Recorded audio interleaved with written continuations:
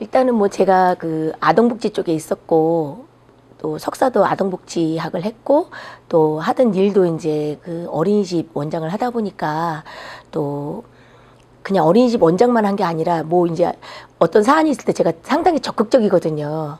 그러다 보니까 이제 자연스럽게 안산에서도 위원장을 맡게 되고 그리고 또 이제 경기도에서도 자연스럽게 그냥 당연히 내가 해야 되는 것처럼 사람들이 몰아가니까 이제 저도 또 위원장을 하고 그러다 이제 전국에 나가서도 또 부위원장에다 부회장까지 막 이렇게 하다 보니까 아, 정책이 왜 이렇게 이상하게 펼쳐지나.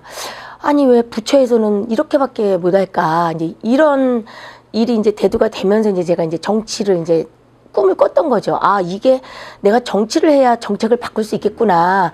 내가 아무리 국회에 가서 토론회 가서 말을 해도 안산에서 토론을 아무리 해도 오죽하면 경기도 도청 앞에 그때도 5월이었어요. 벚꽃이 피는 그날 그 벚꽃 밑에서 정문에서 2박 3일 민노총 그 탑차 빌려다가 2박 3일을 집회를 했는데도 정책이 안 바뀌는 거예요. 보육에 대한. 그래서 그때 이제 제가 한 2009년도쯤에 아, 내가 정치를 해야 되겠구나. 그래서 이제 꿈꾸면서 그러다가 이제 제가 이제 시의원을 입성하게 된 거고요.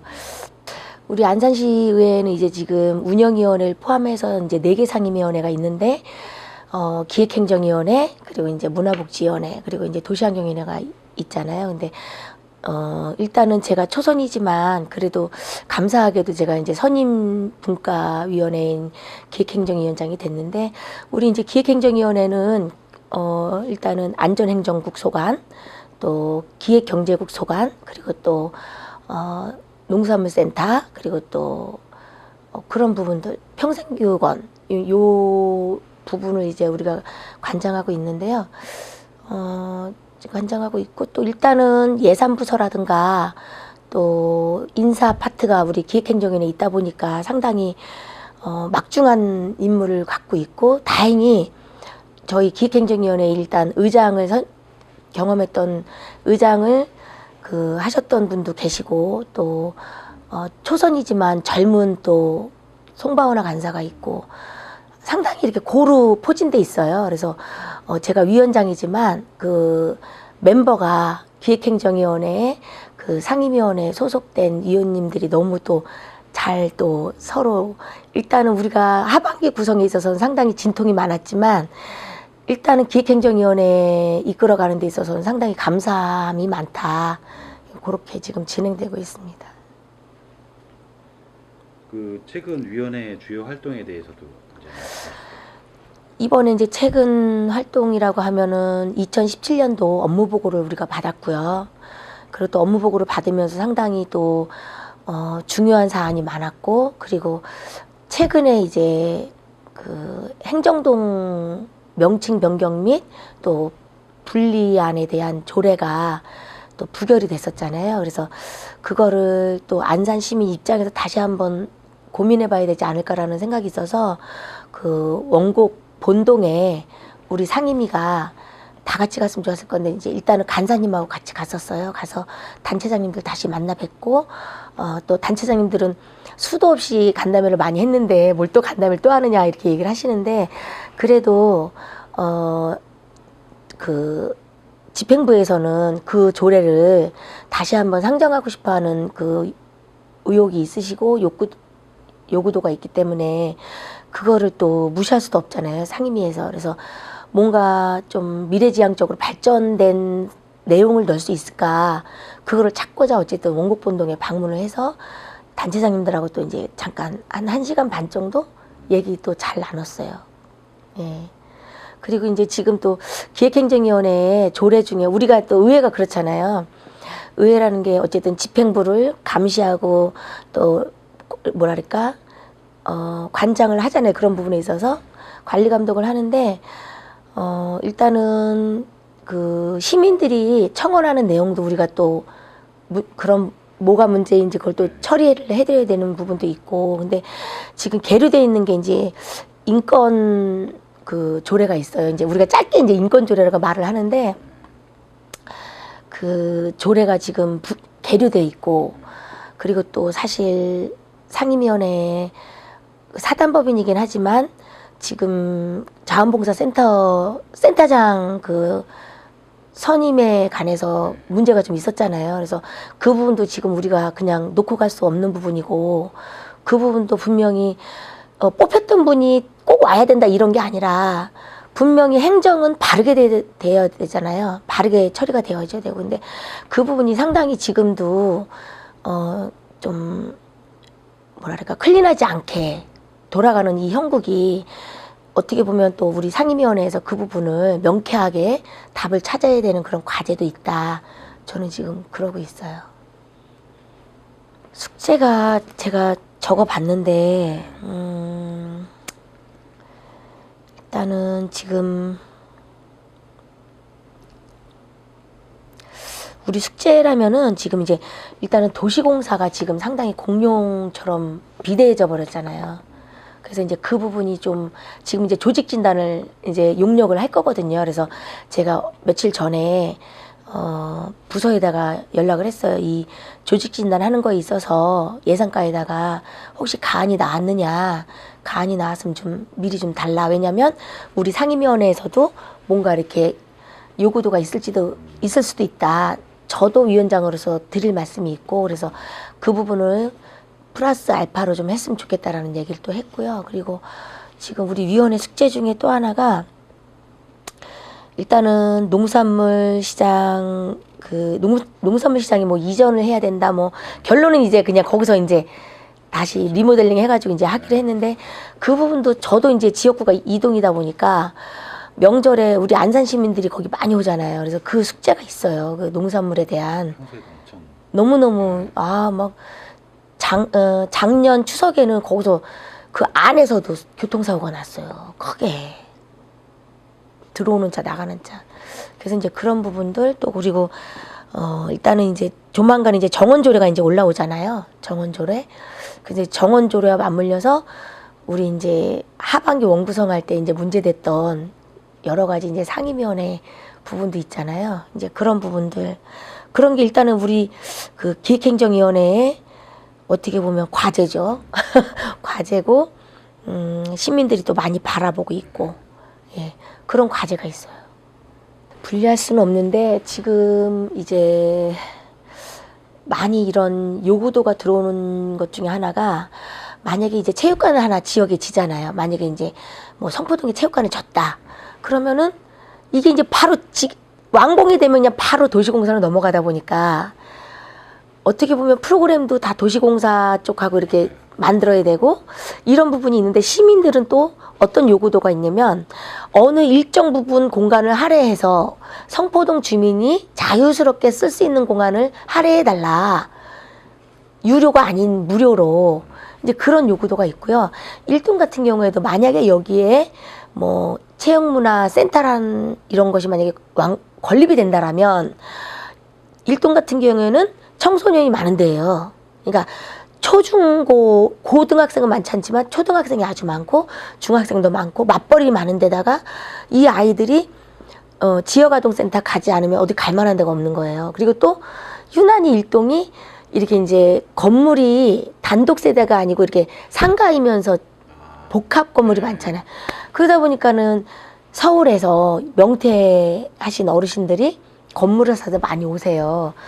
그럼 이제 이 어르신들이 경로당도 가지만 뭔가 이렇게 문화적으로 이렇게 좀 어르신들끼리 모여서 이렇게 담소도 나누고 이런 공간이 필요한 거예요. 경로당에 가기 싫은 거예요, 또. 그런데 그런 공간을, 일정 공간을 달라 그러는데, 만약에 건물이 지어지면 이게 바로 도시공사로 가니까 도시공사는 공평하게 해야 되잖아요.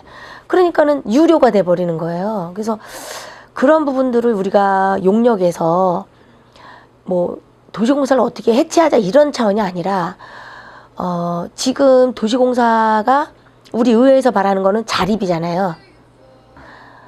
기존에도 이렇게 3년에 한 번씩인가 아마 조직 진단을 했던 것 같아요. 근데 이번에는 뭔가 좀 획기적인 용역 결과가 나와야 되지 않을까.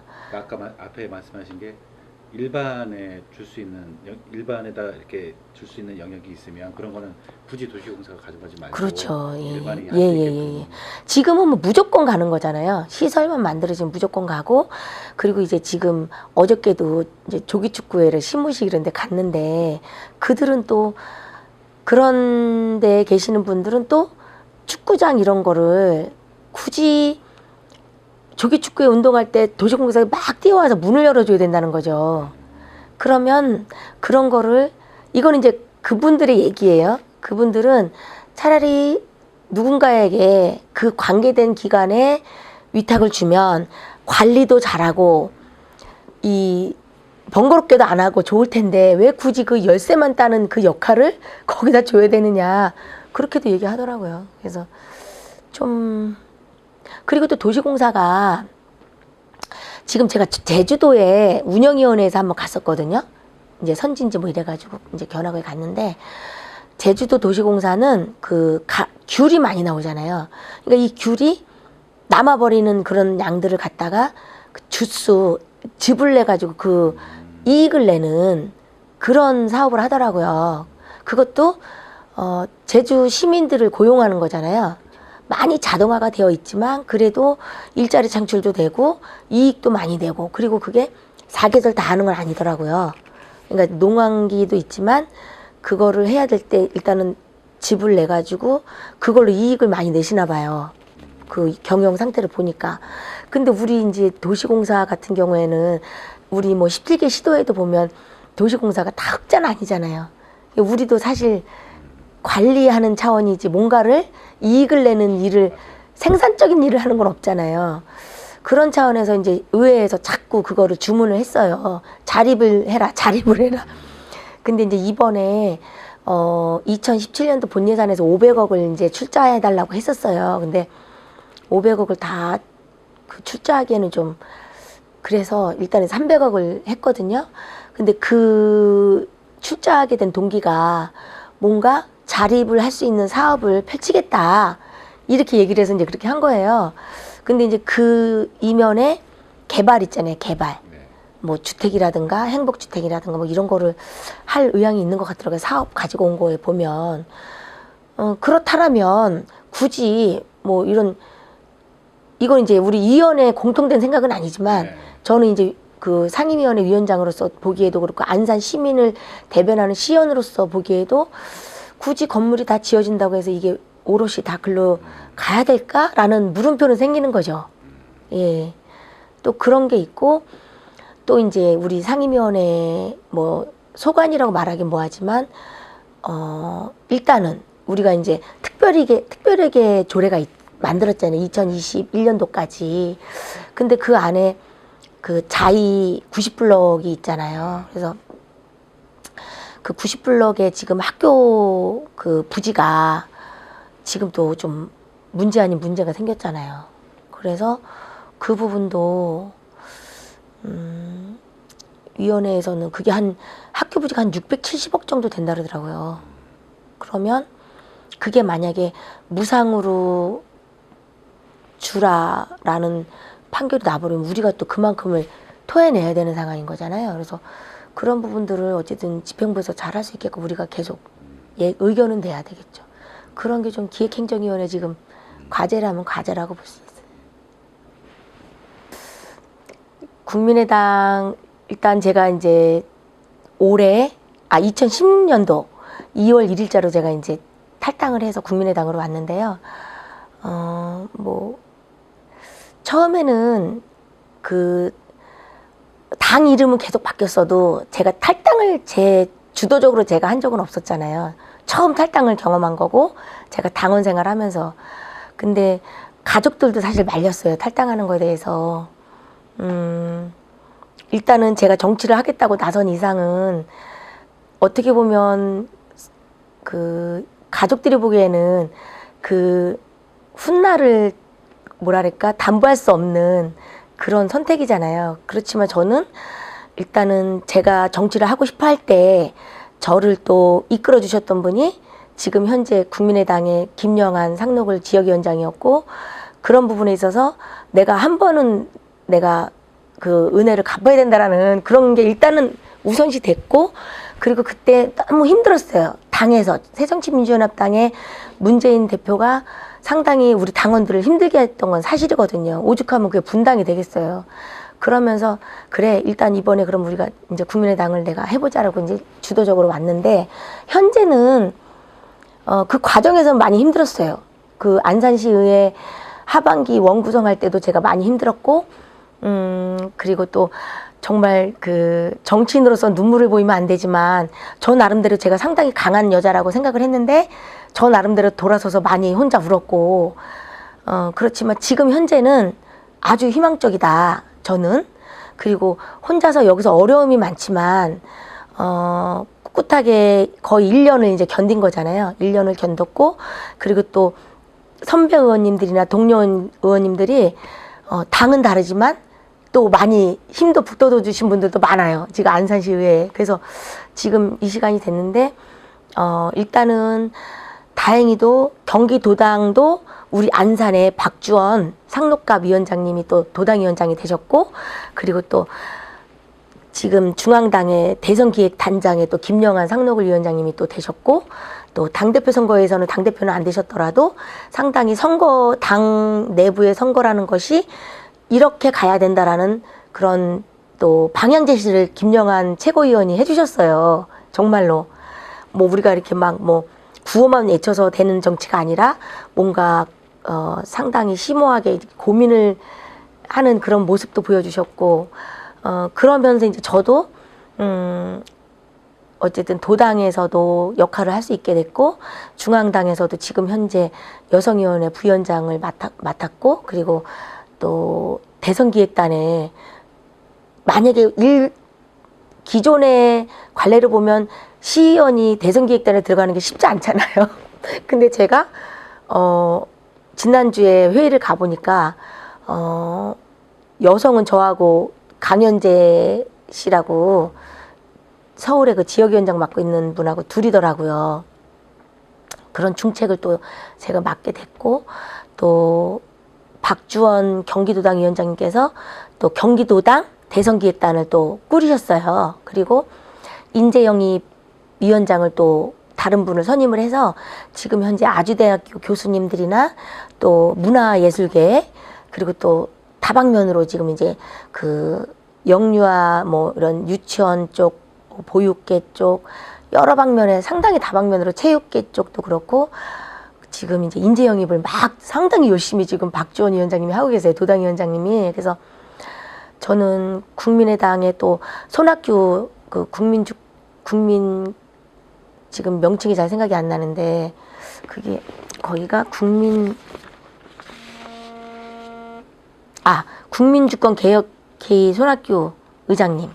그 이제 그분 의장님도 이제 합류를 하셨잖아요. 그래서 이제 정운찬 전 총리님은 계속 아마 그 얘기는 하시는 것 같은데 향후에 어떻게 될지 모르겠지만 일단 천정배 또 의원님도 계시고 우리 대권 후보에, 그래서 분명히 이제 경선을 하게 되면 제가 듣기로는 안철수 전 대표님 위주로 그 경선 룰을 정하는 게 아니라 영입되시는 대권 후보들 있잖아요. 그분들 입장에서 상당히 유리하게 그런 경선 룰을 만들 것이다. 저는 이렇게 전해 들었어요.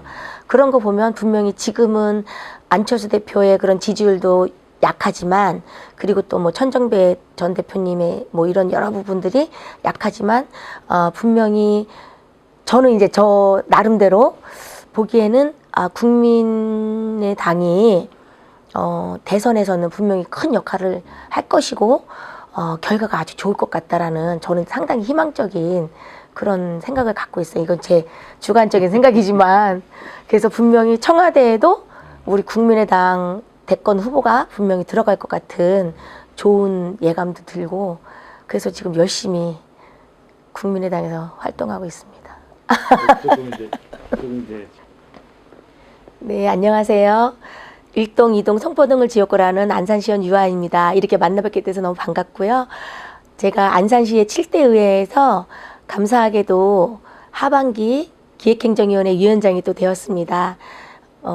모두가 또 주민 여러분들께서 보내주신 성원 덕분이기도 하고요. 또 의회에서 또 우리 선배 동료 의원님들께서 또 이렇게 많이 지지해 주셔서 이렇게 큰 역할을 맡았는데, 우리 일동, 이동, 성포동을 비롯해서 안산시 전체적으로 힘든 부분이 어떤 사항이 있는지 또 의원님들과 계속적으로 얘기 나누고 있습니다.